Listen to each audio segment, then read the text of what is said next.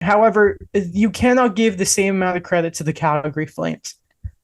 Okay, listen, I have not seen this much hoopla about a shootout attempt since Gretzky didn't take one in the Olympics a couple years ago. A couple years ago. A couple decades ago. What year was that, Dave? 1998. A couple decades ago. 1998. That was the year before I was born. Yeah, I was just starting my family. Yeah. So, in a win or die game, it didn't matter because Winnipeg have already made it, but the dagger that eliminated the Calgary Flames going to a shootout, and to hopefully try and ice the game, you had Tyler Toffoli as an option, who has been sensational as a Calgary Flame. And instead of that, Darryl Sutter sends out who, Alex? Say it, Leafs Nick. legend. Leafs legend, Nick Ritchie. Because apparently Loaded sniper. he scored on Saros like 2 years ago. Not the best player on your team this season. Huberdeau scored in his attempt earlier, but that was the decision. How close of a fireable offense is that? I mean,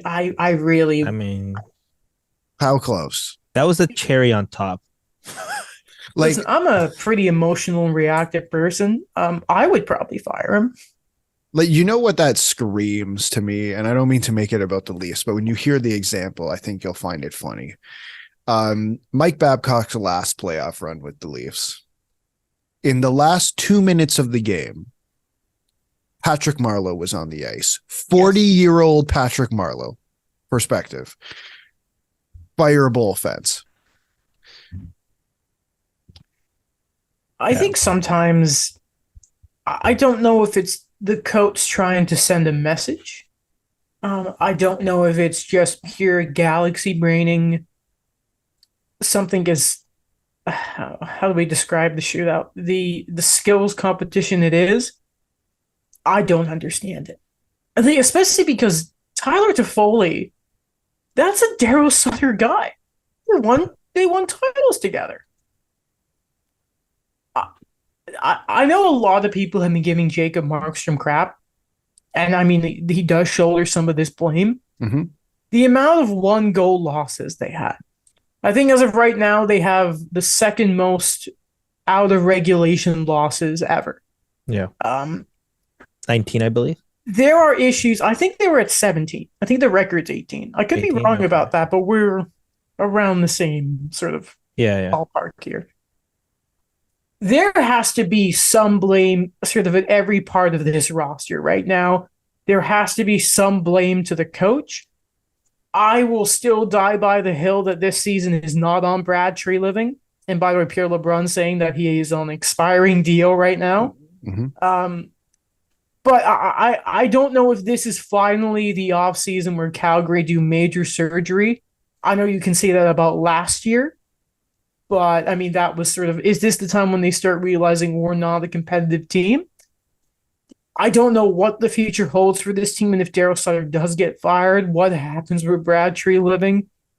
But, I mean, I spoiler alert for the award show, this may be my most disappointing year. Again, I had them winning the division.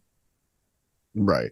So just to add some context to what a brutal season they've had, there are two big additions up front. Jonathan Huberdeau, Kadri. Jonathan Huberdeau has 15 goals and 55 points. Hold on before you keep going. How many goals? Sorry? 15. That is one more than Raphael Harvey-Pinard. Right.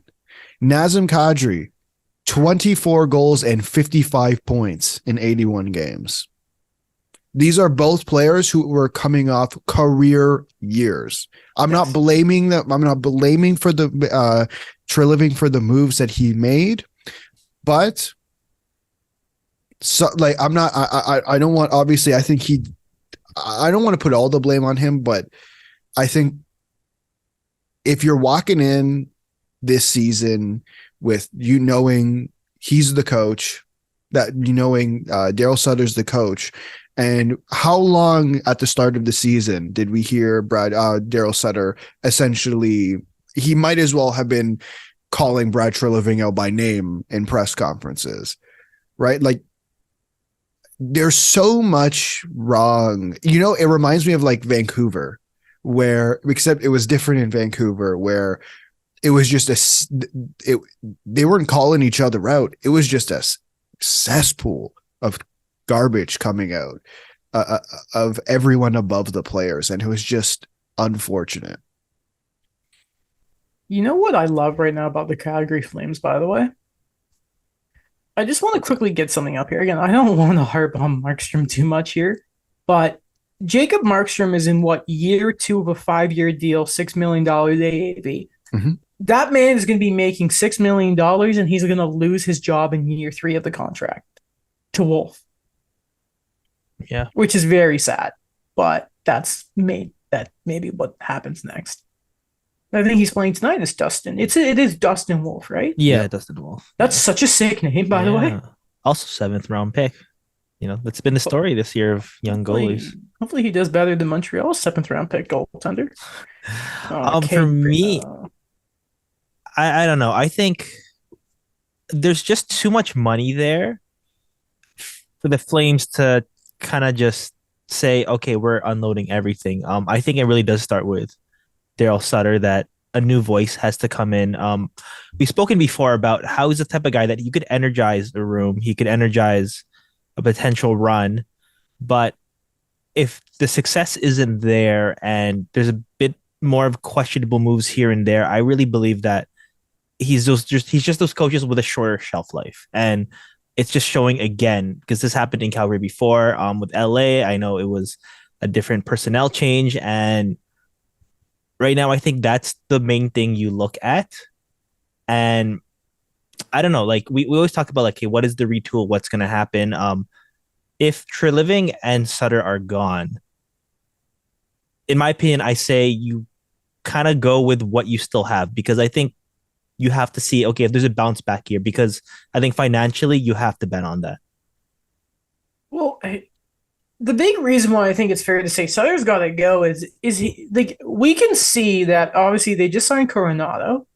He should be playing soon. I don't know if he's playing tonight, but he should. Obviously, there was how much you believe the public thing of the Peltier Sutter stuff. You can see the prospects that should be leading the Flames in the future. The big thing you have to ask is, no matter what level of this team you're at, because obviously there's always worried about how involved the owner is there. Is it Doug Murray? No. Douglas? Something like that. Yeah, the owner of the Flames. Well, it's not Brian Murray. No, Murray Edwards. Murray Edwards, sorry. Like, you really have to ask, is he the right guy for what this team needs? Because, like, let's be honest here. What was the last thing you heard some sort of positive, great thing out of Darryl Sutter from any of those players? They just look depressed. No one wants to be there. No. It doesn't feel like that. It doesn't feel like anyone wants to be there. And really, before this season, it seemed like they were making the right moves up until this year in particular. And I get it. You lose Tkachuk and you lose Johnny Gaudreau. Man, has Tkachuk proved anyone wrong who thought it was just the line he played on last year, by the way? Oh, 100%. But he was never an option. Sorry, he was never an option to be in Calgary, right? Yeah. He wanted out. That's just the reality. Darryl Sutter can be bitter about that. Darryl Sutter can complain that he wasn't replaced properly, but at the end of the day, he didn't want to be in Calgary for whatever reason. Mm-hmm. I would love to know that reason as well, but that's besides the point. Mm-hmm. I keep saying this, and I think I said last episode or 2 episodes ago about how there's teams who are going to have crucial decisions to make this summer. I said Philadelphia and Pittsburgh are 2 teams that definitely will. I think Calgary is another one, because if you look after what happens next offseason, Backlund is up, Lindholm is up, Toffoli is up, Hanifin is up, Tanev is up. You need to, and Zadorov too. Yeah, sure. Zadorov's up as well, but you need to decide what direction you're going in. Are you going to trade all these guys and just whip this thing around and see what happens? Or are you going to stick to your guns, and bring in a new coach again and see what happens. Because, like, if you think about it, Treliving's choices as coaches, none of them have worked out great, except 1 year of Darryl Sutter, and that failed in the playoffs. Well, God, Bob Hartley was like one good year. Yeah. Glenn Gulletson, what happened there? How Bill happy, Peters. by the way, Bill. Yeah. Nice. Oh, maybe get a nice guy. Maybe just get a happy-go-lucky guy. Go get Bruce Boudreaux. Why not? How happy do you think Oilers fans are that they've just completely ruined the Flames after the last playoffs? They're laughing away.